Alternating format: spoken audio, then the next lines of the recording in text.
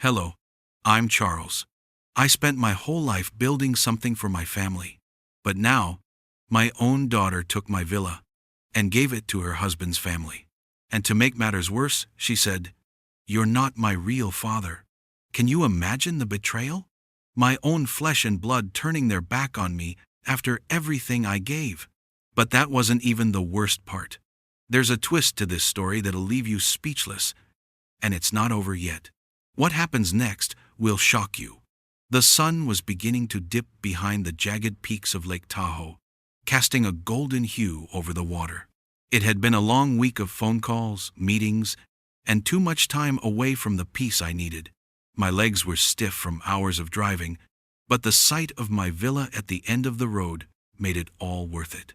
This was my sanctuary, the place I had worked so hard for, the place where Elizabeth and I had spent our happiest moments.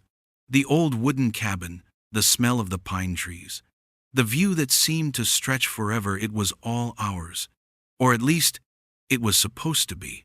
I turned the car into the gravel driveway, the tires crunching under the weight of the car. The quiet felt good after the city noise. It was late afternoon, the perfect time for a slow walk along the shoreline. I hadn't seen my daughter Tasha Lynn in weeks, and the thought of spending some time with her in the place I had built brought a small smile to my face. Maybe we could sit on the porch like we used to, talk about old times, and enjoy a good meal together. But something in my gut told me things wouldn't be that simple. I parked the car and grabbed my bag, my eyes scanning the familiar surroundings, but then I saw them, the figures on the terrace, Tasha Lynn and Palmer. They were standing side by side, looking out over the lake, but this time, the sight of them didn't fill me with warmth like it used to. They were both too still, too silent, as if they were waiting for something, or worse, waiting for me. I walked toward them, my heart already starting to thud harder in my chest. Something was off. I could feel it in the air. The calmness of the moment had an edge to it, a sharpness that seemed to cut through the peacefulness of the lake. As I got closer, Tasha Lynn turned to face me, her expression unreadable. "Hey, Dad," she said, her voice flat, but there was no warmth in it, no familiar affection. "Hey, baby girl," I said, offering a smile, but she didn't return it. She glanced at Palmer before speaking again, and I could see the way his jaw tightened. He didn't like me. I could tell from the look in his eyes. But that wasn't new. What was new was the way my daughter was looking at me, like she didn't know me at all. "Things have changed," she said, her words cold. "The villa, it's mine now. Palmer and I are going to take care of it from now on." The words hit me like a physical blow. I froze, my hand still gripping the handle of my bag. "What do you mean it's yours? This place is—" "Not anymore," she interrupted, cutting me off. Her voice was steady, but there was a chill in it that made my stomach twist. "You're not my real father." The words stung more than I could have imagined. They cut deeper than anything I'd ever felt. I had spent my life trying to build something for my family, and now, here she was, telling me I was nothing to her. Nothing at all. "You're not my real father. The villa is for me and Palmer now," she repeated, as though it were a matter of fact, as though the years of memories and sacrifices meant nothing. I couldn't breathe. My lungs felt tight, my chest heavy. "What are you talking about?" I whispered, not sure if I was speaking to her or to myself. "I built this place with my own hands.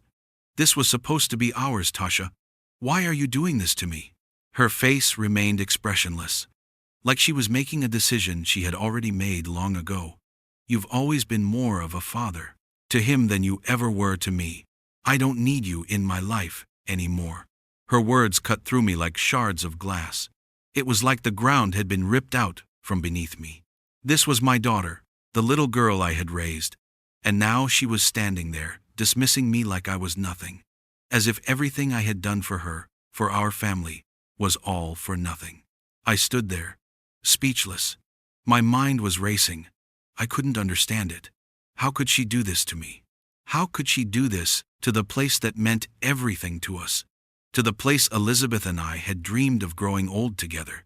I looked at Palmer then, the man who had taken my daughter from me, the man who had already been pulling her away, piece by piece. He didn't even have the decency to look me in the eye. Instead, he just stood there, arms crossed, with that smug, silent arrogance that made my blood boil. "I didn't raise you like this, Tasha," I said, my voice shaking with both anger and sadness. "I gave you everything, and now you're just going to throw it all away? You're going to throw me away?" Tasha Lynn didn't flinch. She just turned her head, her gaze shifting to the lake, as if she was done with the conversation. Done with me. I stood there for a moment longer, feeling like I had been struck by something heavy, something I couldn't escape. I wanted to scream, to lash out, to tell her everything I was feeling. But I didn't. Instead, I stood in silence, swallowing the lump in my throat, trying to hold on to the last thread of my dignity.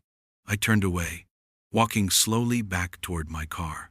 My legs felt like they might give out at any moment, but I kept walking. Every step felt heavier than the last. My own daughter had rejected me. She had taken my place, my legacy, and thrown it all away without a second thought.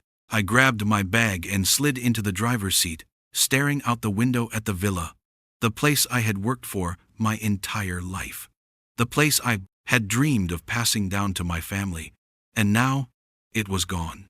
"So this is how it ends," I whispered to myself as I started the engine, my heart sinking into a pit of despair. I drove away from the villa in a haze, my hands gripping the steering wheel a little too tightly. The road ahead was a blur, the winding path through the tall trees of Lake Tahoe barely registering in my mind. It was like my thoughts were miles ahead of me, racing faster than the car could go, but none of them made sense. What had just happened? My own daughter, throwing me out of my home like I was nothing. It didn't feel real. It couldn't. This villa, my life's work, everything I had built with my own hands, was now suddenly hers, and she had done it without hesitation, without remorse. My eyes blurred with unshed tears, but I wiped them away quickly. I couldn't afford to break down. Not yet. I needed to keep my mind sharp, to figure out what to do next. The pain from her words still echoed in my chest. I'd spent so many years raising her, providing for her, doing everything I could to give her the best life. And now she was telling me, in no uncertain terms, that I wasn't her father anymore. As I drove toward the nearest town, I could feel my anger slowly building, but it wasn't enough to drown out the pain. I pulled into a cheap motel near the edge of the town and parked the car. The flickering neon sign above the office did little to brighten the scene, but I didn't care. All I wanted was to be alone for a while, away from everything. I grabbed my bag, walked to the front desk, and got the key to a room that smelled faintly of bleach and stale cigarette smoke. Inside, I dropped my bag on the bed and sat down, staring at the cracked mirror across the room. The room felt cold, sterile, nothing like the warmth of my villa. I leaned back against the bed, letting out a long, shaky breath. The weight of the night pressed down on me, and for the first time, I felt utterly alone. I kept replaying the confrontation in my head. Tasha Lynn's cold words, Palmer standing there, silent but complicit. How could she do this to me? We used to be close. Hell, I used to think that no matter what happened, we'd always have each other. Now, I didn't even recognize her. She had thrown me away like I was a stranger, a burden she didn't want. I sat there for hours, unable to sleep. Flashbacks of my family's happier times kept rushing back. I remembered the day Elizabeth and I had bought the villa, the joy, the excitement of finally having a place that was all our own. I remembered the summers we spent there, sitting on the porch, watching the sunset over the lake. I had dreamed of one day passing it all down to Tasha Lynn, letting her raise her own family here, just like we had. But now, it felt like all of that was gone. My phone buzzed on the nightstand, dragging me back into the present. I reached over and saw Tasha Lynn's name on the screen. My heart skipped a beat, but I didn't pick up right away. I wasn't sure if I was ready to hear more from her. especially after what she had said to me earlier. But the phone buzzed again, and I knew I couldn't ignore it any longer. "Hello?" I answered, my voice hoarse, like I hadn't spoken in days. There was a long pause on the other end before she spoke, her voice cold and detached. "It's done, Dad. Don't come back. The villa's been legally transferred into my name. This is mine now. You're not part of this anymore." The words hit me like a slap to the face. I wasn't prepared for this. I thought maybe there was still hope, some chance for reconciliation. But hearing her say those words, hearing her dismiss me so easily, there was nothing left. I felt the final thread between us snap. There was no coming back from this. She had made her decision, and there was no room for me in her life anymore. I sat there, in that dingy motel room, unable to speak. The anger that had been simmering inside me before now boiled over. How could she be so heartless? How could she throw away everything we had built together, everything I had sacrificed for her? I wasn't just losing my villa, I was losing my daughter. "I don't believe this," I muttered under my breath. "I've been here before, at the lowest points in my life. But this feels different.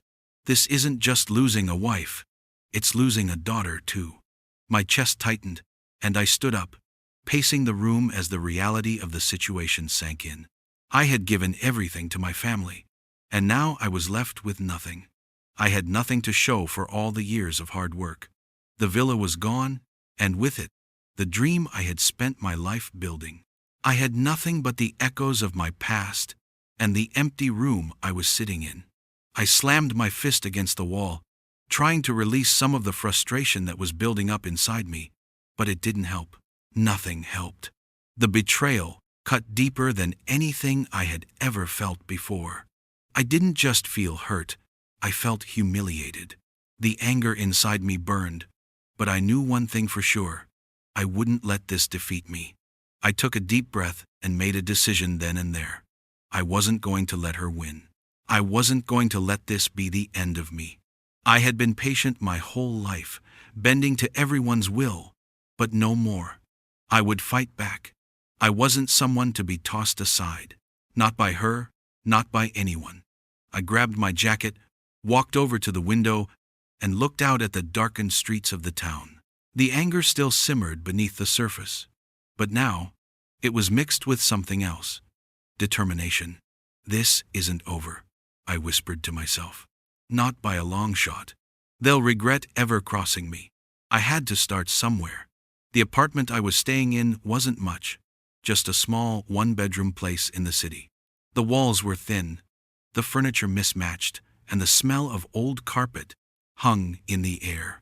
It was far from the peace I had once found in the villa, but this was my new reality now. No more driving back to Lake Tahoe. No more sitting on the porch watching the sunset. No more belonging. I sat on the bed, looking out the window at the city below. The view wasn't much, but it was mine. For the first time in days, I felt something close to pride. I wasn't giving up. I had lived through harder times, and I would get through this one too. This place might be small, but it was mine. And I was going to make sure they knew I was still standing. It was still early in the morning, and I knew I had to get to work. I wasn't going to let Tasha Lynn's betrayal dictate my life. The villa, my pride and joy, wasn't just hers to take. Not without a fight. I got dressed, grabbed my coat, and stepped out into the brisk morning air. The city was waking up, but it felt like I was the only one truly awake.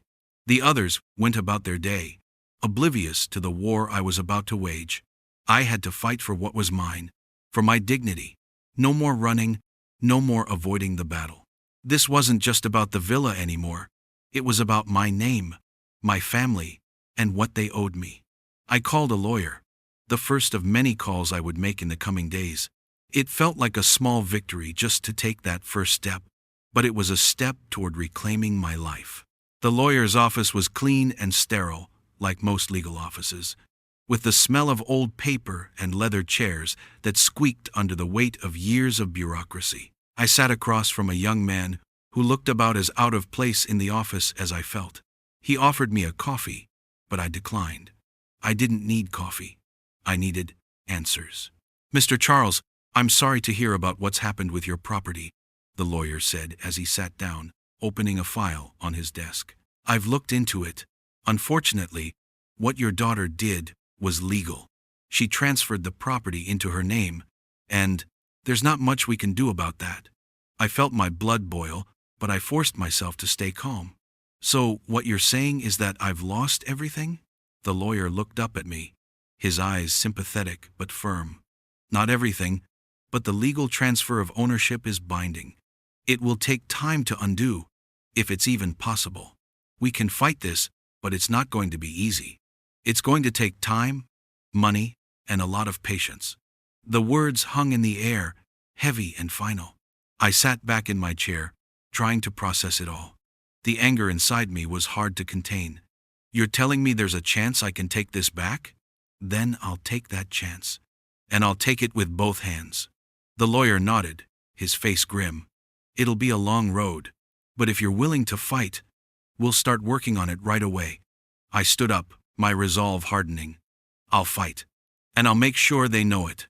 Leaving the office, I felt a strange mix of frustration and determination.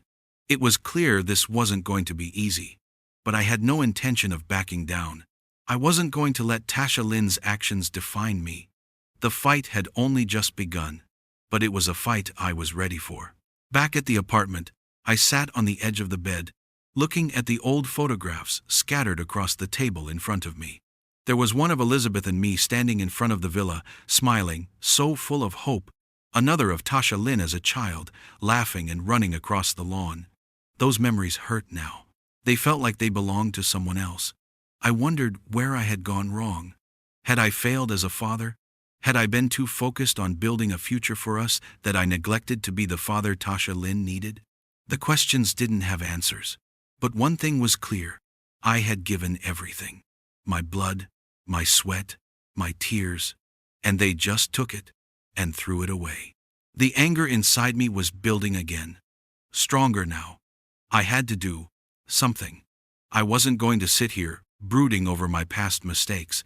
I was going to make them see me. I was going to take action, whether Tasha Lynn liked it or not. I started making calls, reaching out to old friends and family who might be able to help with my legal battle. I needed all the support I could get. The fight for my dignity wasn't just about the villa. It was about everything I had built, everything I had sacrificed. I had been patient my whole life, bending to everyone's will, always putting others first, but no more. I wasn't going to let them take what was mine. I wasn't going to let them decide my worth. I had a voice, and I was going to use it. The phone rang, and I answered it without thinking. It was Tasha Lynn. "You've made your choice, Tasha," I said, my voice steady but full of conviction. "Now, I'm making mine. You won't get away with this." I could hear the surprise in her voice, but she quickly masked it with a cold, emotionless tone. "You can't win, Dad. Just let it go." "No," I said, my voice hardening. "I'm not letting this go. This is far from over." The call ended, and I sat back, my fists clenched. I had made my decision. The battle had begun. It's funny how quickly everything changes.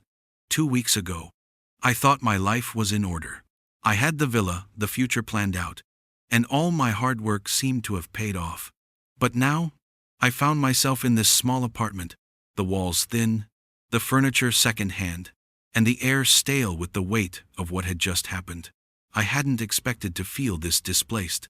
There was a gnawing emptiness in my chest, but I wasn't going to let it swallow me whole. I couldn't afford that. I had a plan now. It wasn't much, but it was something.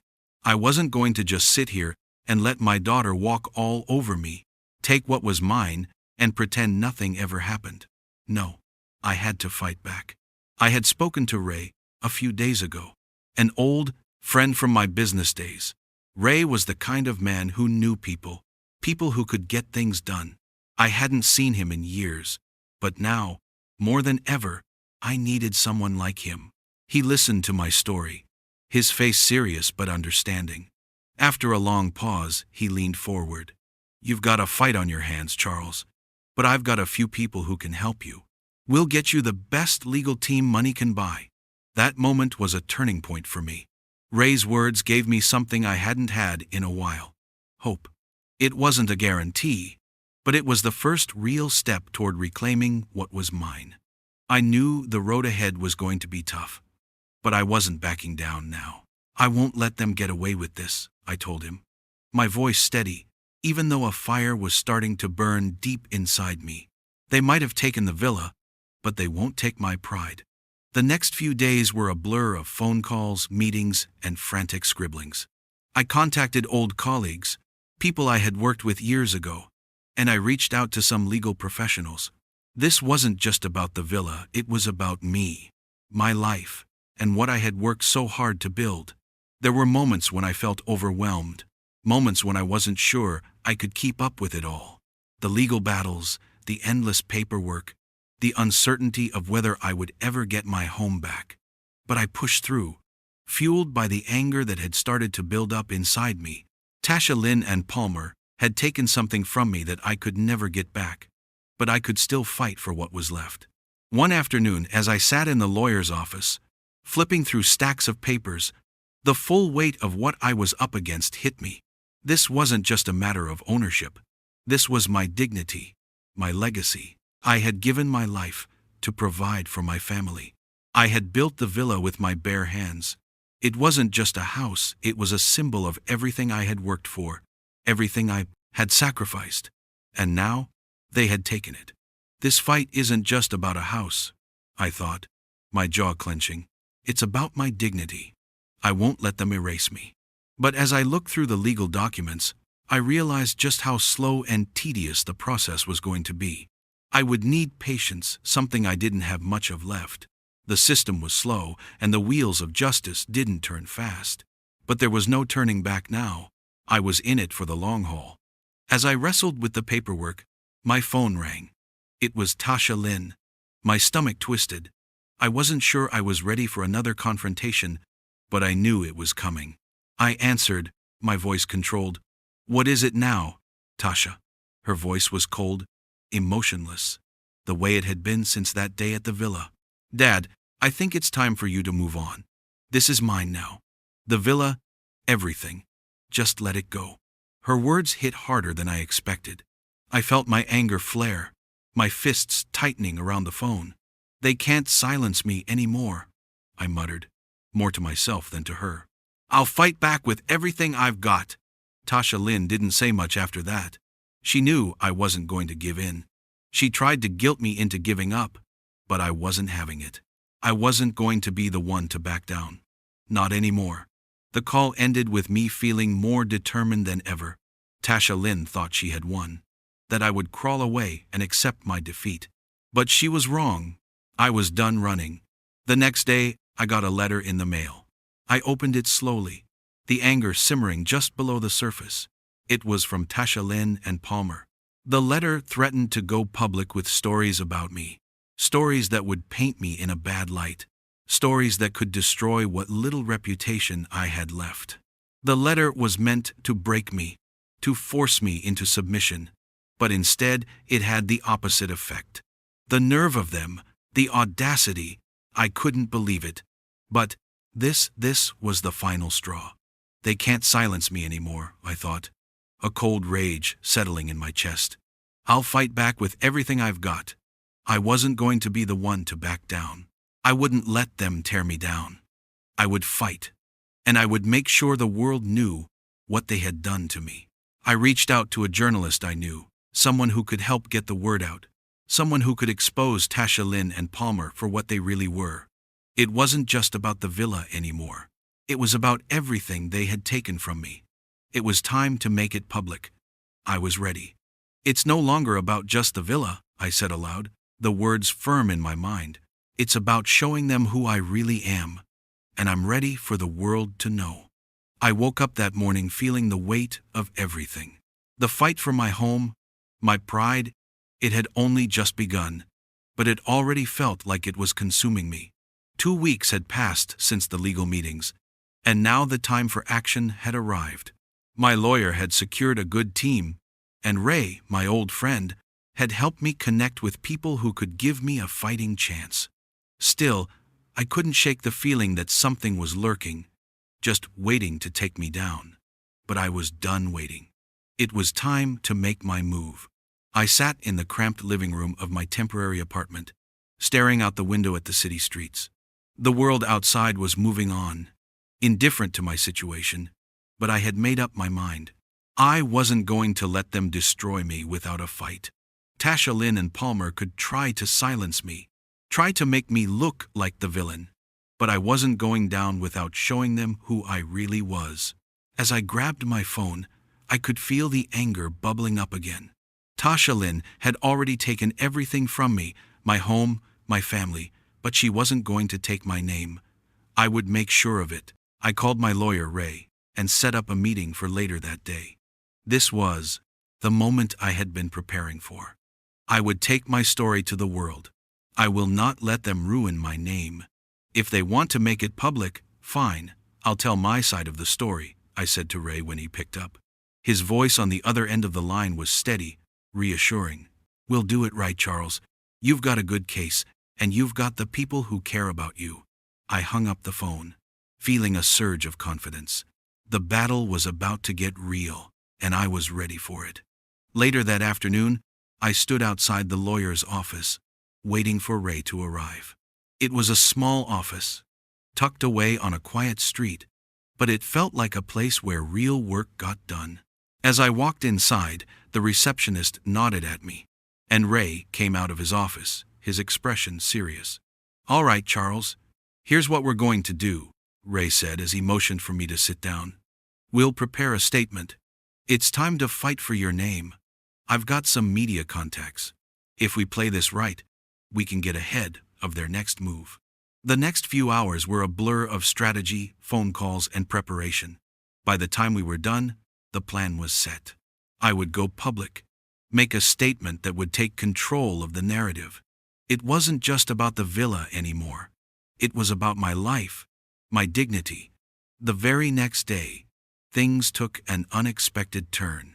I was sitting in my apartment, scrolling through the news when I saw it.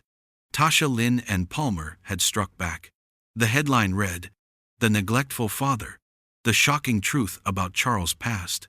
My stomach sank. It was everything I had feared. They were going for the jugular. Old family secrets were suddenly on display, ones that I had long buried. They painted me as a neglectful father, a man who had never cared for his own daughter, a man who had only ever been interested in his own success. I felt my blood boil. The lies they were telling were nothing but venom. They want a fight? They'll get a fight, but they won't destroy me, I muttered to myself, clenching my fists. The betrayal was sharper than ever, but as the anger rose, I felt something else. Resolve. I picked up the phone and called Ray. It's time to push back. I'm not going to let them tell my story. I'm going to tell it myself. Ray was quiet for a moment, then he spoke with calm confidence. I've already got the press lined up. You're going to take control of this. This is your moment, Charles. Make it count. The next few days were a whirlwind. I gave my first public interview, laying out my side of the story for anyone willing to listen. I told them about my life, my sacrifices, and how much I had given to my family. I wasn't perfect, but I was a man who had always tried to do the right thing. I'd loved my family with everything I had, and that was the truth. I've spent my life providing, protecting, and loving, I said in the interview, my voice steady but full of emotion. What I gave with all my heart. No one gets to take that away from me. The words felt right coming out of my mouth, like I was finally reclaiming what had been stolen from me. But the media didn't just stop there. The public was divided. Some saw my side, while others believed Tasha Lynn and Palmer's twisted version of events. But I wasn't backing down. I was ready to fight, and I would keep fighting until I had reclaimed what was mine, my family, my home, and my dignity. Then came the court hearing, the moment I had been preparing for. The judge, however, had other plans. After hours of legal jargon and paperwork, the judge ruled that we would have to go through mediation before continuing with the case. Frustration surged through me. This was supposed to be my moment, my chance to take control. But now, I had to wait even longer. The legal process wasn't moving as fast as I wanted it to, and I was growing tired of being jerked around. This isn't over, I thought, as I walked out of the courtroom, my head heavy with frustration.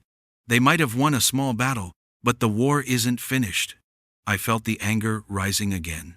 But then, just as I was about to lose hope, my phone buzzed. It was a message from my lawyer. A confidential discovery. This is it. This is the key to everything, I whispered to myself. I read through the message quickly, my heart racing. A hidden will had been found, one that could change everything. I sat back in my chair, a smirk creeping across my face. This was the breakthrough I had been waiting for. I wasn't done yet. I'm going to show them who I really am, I muttered to myself. My voice filled with a quiet, determined rage. The days were getting longer, and the weight of the fight I was in was starting to sink deeper into my bones. After all the planning, the legal meetings, the media spin, it felt like I was finally on the verge of something. But deep down, I knew I wasn't out of the woods yet. The calm before the storm had passed, and now it was just a matter of how hard the wind would blow. The phone call I'd been waiting for finally came. Ray, the friend I'd leaned on through this whole ordeal, called with news I hadn't expected. "Charles, we need to meet," he said, his tone serious. "Something's come up." My stomach churned. I didn't know it then, but that phone call would be the beginning of something that would shake everything I thought I knew. 2 weeks had passed since the public statement, and I was feeling the weight of the impending court hearing. There were still 1,000 details to sort through, but I had built a team around me. My lawyer had the resources, Ray had the connections, and I had the resolve. It seemed like everything was finally coming together. Sitting in my small apartment, preparing for what I thought would be the final showdown, I couldn't help but think back to when this all started. I had built everything that mattered on the foundation of trust. The villa, the family. It was all part of a dream that now felt so far out of reach. The realization that Tasha Lynn and Palmer had set their sights on it, their actions, made me feel like a fool. I had done everything for them, and now they were trying to take it all away. Still, I wasn't going to give up. Not now. I've come this far, and I'm not going to let anyone take this from me now, I muttered to myself. I had worked too hard to let it all slip away. When I met Ray that afternoon, his face was grim. He didn't even offer me a handshake, just a look of deep concern. "Charles, I don't know how to say this, but you need to be careful," he said, his voice low. I stared at him, confused. "What do you mean?" Ray leaned forward, glancing over his shoulder as if checking to make sure no one could overhear. "I've been talking to some people who know things. Your daughter and son-in-law aren't the only ones pulling strings in this fight. There's a bigger game at play here." I could feel my blood run cold. "What are you talking about?" Ray hesitated, then dropped the bomb. "Palmer's got connections. He's been working with people who aren't on your side. I've seen some things. There are whispers about your legal strategy, Charles. And they've got more than you think." A chill ran down my spine as I tried to process his words. "So what? You're telling me they're playing dirty?" Ray nodded slowly. "I'm afraid it's worse than that. I'm not the only one who's been feeding them information. They've got someone close to you in their pocket. Someone you trust." My chest tightened. I was shaking my head. "No, not Ray. You've been with me through all this. You're the only one I could count on." But Ray wouldn't meet my eyes. The truth was clear. Something had shifted. Ray stood up, his shoulders slumped with guilt. "I never wanted it to come to this. But I'm afraid I've been working with them, Charles. I'm part of Palmer's legal team. I never wanted you to find out like this, but I couldn't hide it anymore. I felt like the world had dropped out from beneath me. Ray, my friend, the one person I thought I could trust above all else, betrayed me. This wasn't just a betrayal of the legal battle. This was a betrayal of the years we had known each other. I thought you were my friend, Ray," I said through gritted teeth. "You've just cost me everything." Ray's face was pale, his guilt evident, but it didn't change the reality of the situation. I felt a wave of anger mixed with deep disappointment, a bitter concoction that left a bad taste in my mouth. He had been the one I confided in, the one who knew everything, and now he was part of the enemy team. As Ray left, I stood there alone in that small office. The betrayal stung harder than anything I had ever felt before. It was like I had lost a part of myself. How could I have been so blind? But then, in the midst of the pain, I realized something else. This fight wasn't over. I wouldn't let it be. I picked up my phone, dialing Detective Harris, the investigator I'd hired a few weeks ago. "I need you to dig deeper into Palmer's past," I said, my voice cold and steady. "I need to know everything about him, his finances, his connections. If there's something shady going on, I want to know about it." "You got it, Charles," Harris responded, his voice reassuring. As I sat back down in my apartment, I began to think about everything I had been through. Losing my home, losing my daughter, and now losing a trusted ally in Ray. But I wasn't going to lose this fight. Not now. Not ever. The next few days were filled with tension as I worked to rebuild my strategy. The pain of Ray's betrayal was still fresh, but I had no time to wallow. I knew what I had to do. Then, a few days later, Harris called. "Charles, I've found something," he said, his tone serious. "Palmer's got some discrepancies in his finances, potential fraud. We're talking big money here, and it could change everything." My heart raced. This was it, the game changer. The one thing that could turn the tide in my favor. I stared at the phone, my mind reeling. "The truth is out there, but what will it cost me to expose it?" I whispered to myself. It wasn't going to be easy, and it wasn't going to be clean. But it was my only shot. It had been a long road, and I was standing at the precipice. The final showdown was just around the corner. It was hard to believe how much had changed in the past few months. I had been pushed to the edge, but I wasn't broken. Now I had to show Tasha Lynn, Palmer, and the world who I really was. As I sat in my apartment, reviewing the case documents one last time, I could feel the tension in the air. It was a different kind of tension now, calm, measured, but filled with the unmistakable weight of a fight I was ready to win. The walls felt like they were closing in, but my resolve was unshakable. I wasn't just fighting for my villa anymore. I was fighting for my dignity, my legacy. I had been pushed too far, but now I was pushing back.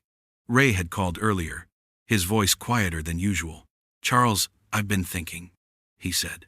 "I know things have been tough, but there's still time to make peace. You don't have to go through all this." I looked at the phone in my hand, the anger rising like bile in my throat. Ray wasn't the man I thought he was anymore. How could he even think I would back down now? After everything? My eyes burned as I set the phone down and gathered my thoughts. The last few weeks had been a blur of legal documents, meetings, and media appearances. But in the end, it was all coming down to this. I wasn't going to let them control me. I wasn't going to let them take everything. "You may have tried to take everything from me, but you haven't broken me yet," I whispered to myself, my voice steady with purpose. It was the truth. They had tried to crush me, tried to break my spirit, but I wasn't done. Not by a long shot. The phone rang again, this time a number I didn't recognize. I picked it up, not knowing what to expect. "Charles." Tasha Lynn's voice was cold, almost robotic. "We need to talk. Let's meet. I think we can settle this peacefully." I chuckled bitterly, running my hand through my hair. "Peacefully?" I repeated, almost as if testing the word on my tongue. "After everything that's happened, you think you can just smooth this over with a few words?" She didn't answer immediately, and in the silence that followed, I knew something was off. Finally, she spoke again, her tone colder than before. "I'm offering you a chance to walk away with some dignity. You know you're not going to win this." I paused, letting the words hang in the air. The words that followed were the hardest I'd ever spoken, but they felt like a weight being lifted from my shoulders. I've been your puppet for too long. This is where it ends." I ended the call, my heart racing. The moment of confrontation was here. Palmer was standing in the background, the man who had been pulling the strings all along. It was time to take control. I left the apartment that day, the sun low in the sky. The courthouse was just a few blocks away, but I took my time walking there, trying to get my thoughts in order. I had never felt more certain of my path, even as I walked into a battle that I knew would change everything. It wasn't just about the villa anymore. It wasn't even just about me. It was about standing up for what was right. When I stepped into the courtroom, the tension was thick enough to cut with a knife. Tasha Lynn and Palmer were already seated, their lawyer whispering in their ears. They didn't see me walk in. They didn't know what I was about to do. The moment my lawyer stood up and presented the evidence against Palmer, everything changed. I had waited for this moment, had planned for it. The fraudulent activities, the financial discrepancies, everything Palmer had worked so hard to hide, now it was all laid bare. I could see the shock on their faces, the realization that they had underestimated me. Palmer's face was pale, his mouth moving as he tried to form words, but no sound came out. He looked over at Tasha Lynn, who was visibly shaken. The facade they had so carefully built was crumbling, piece by piece. And I was standing there, watching it all fall apart. "You thought you could bury me, but now the truth is out," I said calmly, my voice carrying through the room. "It's your turn to run." Their lawyer tried to interject, but it was too late. The damage had been done. I had taken the first step toward reclaiming what was mine, and there was no turning back. But just as I thought the battle was almost won, Palmer made one last desperate attempt to salvage the situation. "This isn't over, Charles," he said, his voice shaking. "You can't win this." I looked him in the eyes, feeling a strange calm wash over me. The anger I'd felt earlier had dissipated, replaced by something more powerful. "I'm not your enemy. You've been your own worst enemy all along." The courtroom fell silent as I turned to face the judge, who had been listening intently. I was ready. This was it. The final moment. The reckoning. I stepped out of the courtroom that day knowing that the fight wasn't over yet, but for the first time, I felt in control. They had thought they had me cornered, but the truth had one last surprise in store. I wasn't done. The courtroom was buzzing with tension. Today was it the day that would decide everything. As I stood outside, waiting to enter, the weight of the past few months hung heavy on me. Every lie, every betrayal had led to, at this moment. But as I walked into that courtroom, there was no more fear. There was only resolve. I wasn't going to back down. Not now. Not ever. I glanced at my lawyer, who was reviewing some last-minute notes. His usual calm demeanor was replaced with a quiet intensity. Tasha Lynn and Palmer sat on the other side, their faces tight with anxiety. They were trying to act confident, but I could see it in their eyes. The truth was catching up to them. As I took my seat, a sudden hush filled the room. It wasn't a regular courtroom silence, but one that felt like the calm before a storm. Everyone knew what was coming, but no one knew exactly how it would unfold. "This is it. There's no turning back now," I whispered to myself. Today, I was going to fight for my name, for everything they'd tried to take from me. The final day had arrived. The trial began with the usual formalities. My lawyer laid out the case, walking through the evidence we'd gathered. But it wasn't just the evidence that mattered today. It was the way everything had built up to this. Every move, every strategy, it all came down to the truth. The truth they had tried to bury, but I was ready to expose. I could feel Palmer's eyes on me, a mixture of anger and desperation in his gaze.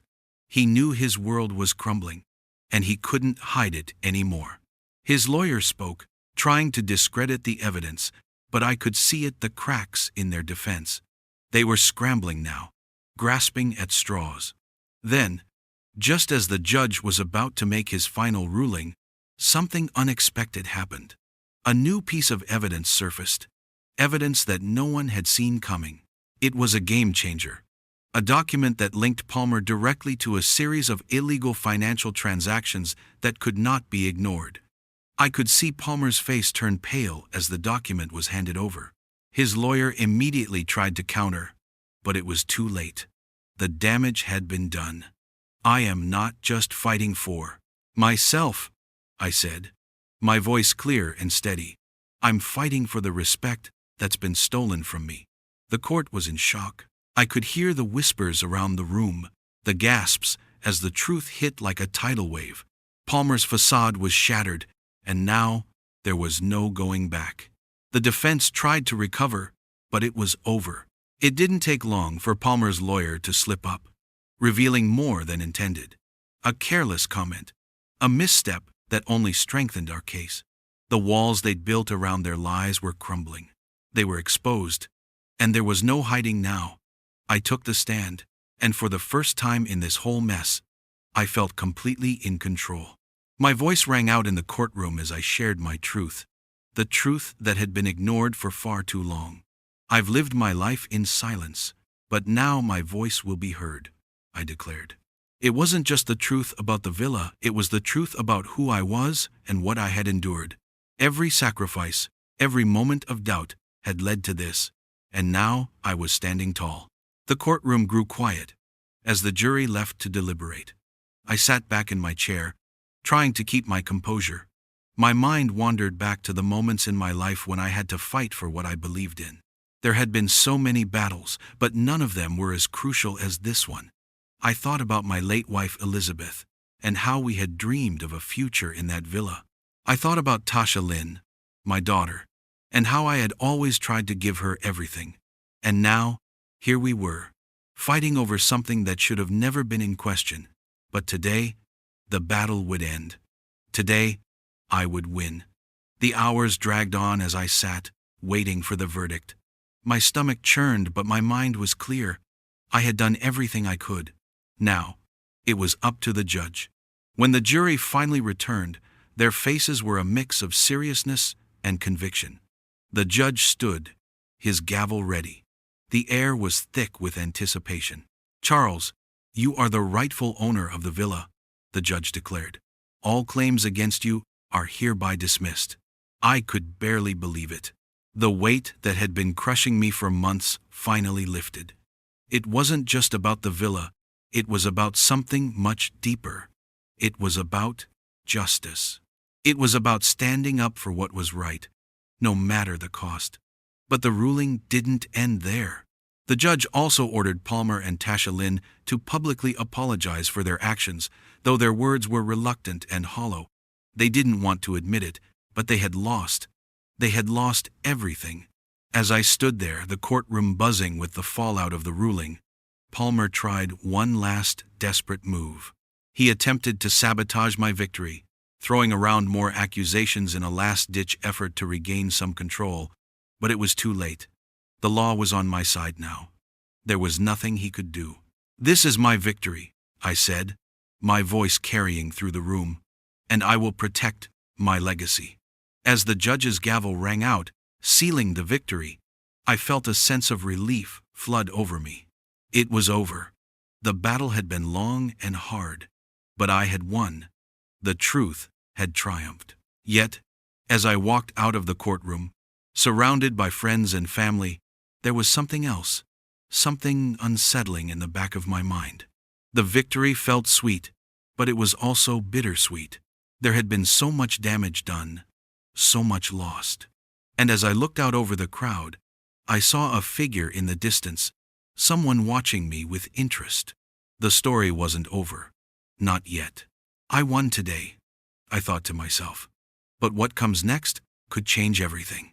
The courtroom was heavy with tension. Today, the culmination of months of legal battles, betrayals, and heartache was about to unfold.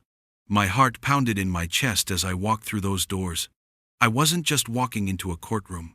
I was walking into the final chapter of my fight for everything that had been taken from me: the villa, my family, my dignity.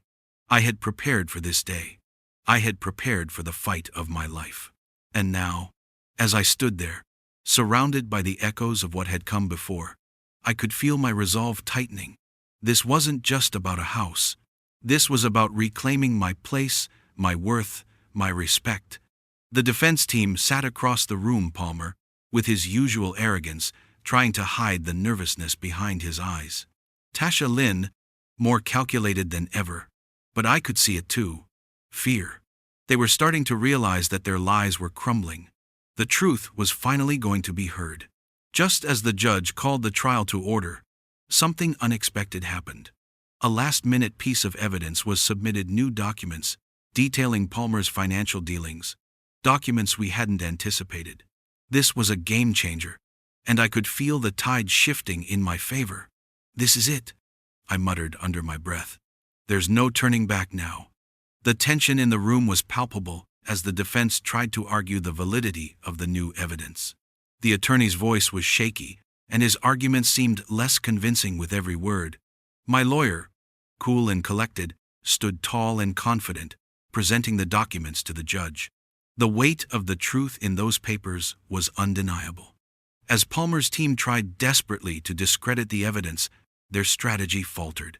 I could hear the desperation in their voices as they scrambled to regain control of the narrative, but it was too late. The cracks in their defense were too big to cover up now. Then, it was my turn to speak. I stood, facing the judge, my body steady but my heart racing. This was it, the moment I had been waiting for.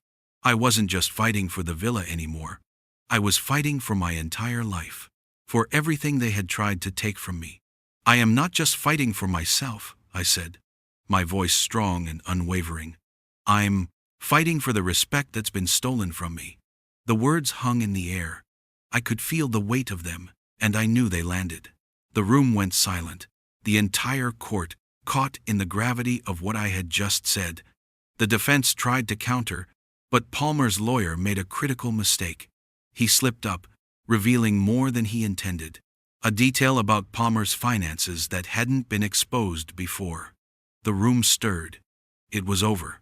Palmer's arrogance was no match for the truth. "I've lived my life in silence," I continued. "But now my voice will be heard."